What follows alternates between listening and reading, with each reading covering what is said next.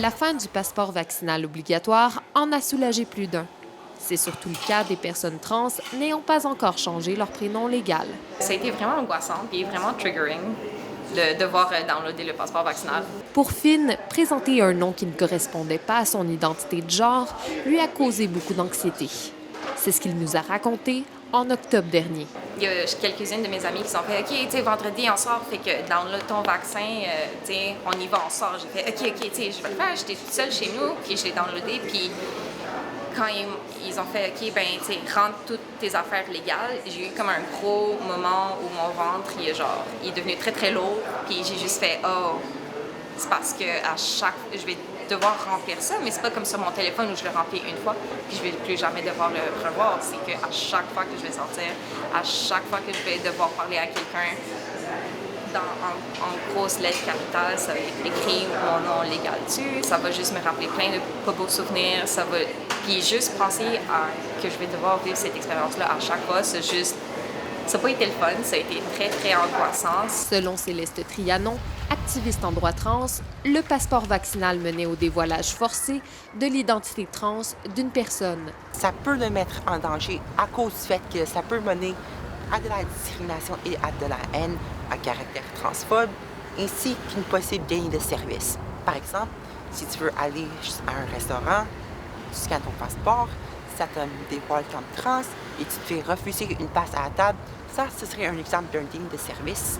Et la discrimination à caractère transphobe, ça inclurait, disons, des moments où tu te fais donner une place à cet même restaurant, mais ton serveur te met genre constamment et ne respecte pas ton prénom choisi. Ça, c'est des exemples de discrimination à caractère transphobe.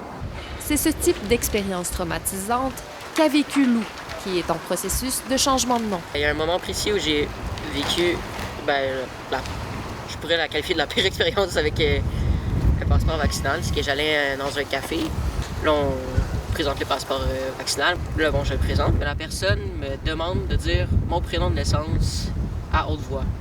Puis là j'étais complètement sous le choc, c'était tellement violent.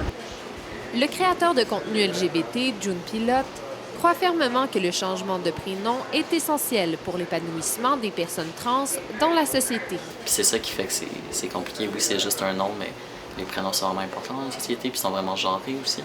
Donc ça fait que ça dévoile en fait juste les organes génitaux que tu as dès que tu montes ton passeport vaccinal. Puis ça empêche encore plus aux personnes trans non-binaires de sortir de chez eux, puis ça c'est dangereux en soi. Puis ça affecte la santé mentale.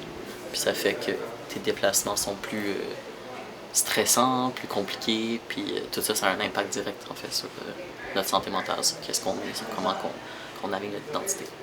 Pour avoir le prénom choisi sur le passeport vaccinal, une demande de changement de sexe et de nom au directeur de l'État civil doit être faite. Cela peut prendre jusqu'à 5 mois avant que la demande soit traitée pour ensuite recevoir un certificat de changement de sexe et de nom. Et de là, ça prend environ 2 à 3 mois pour que la RAMQ puisse changer tes pièces d'identité et que tu reçois une nouvelle carte RAMQ et avec cela, un nouveau passeport vaccinal avec le nom correct. Donc, au total, ça prend environ 7 à 8 mois, ce qui est un délai excessivement long. Et juste pour mettre ça en perspective, le passeport vaccinal, ça a coexisté pendant, je pense, 7 mois au total. Donc, même si j'applique pour un changement de la mention du sexe en septembre l'année dernière, ça va rien fait. Alors que le Québec s'approche d'une 6e vague de la COVID-19, la communauté trans se dit ouverte à conserver le passeport vaccinal sous certaines conditions.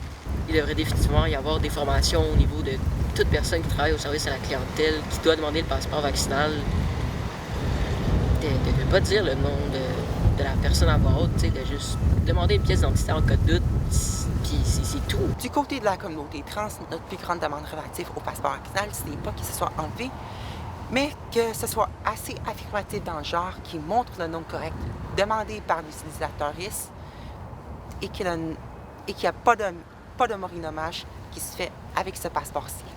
C'était Marie-Ève Buisson pour Top Chrono.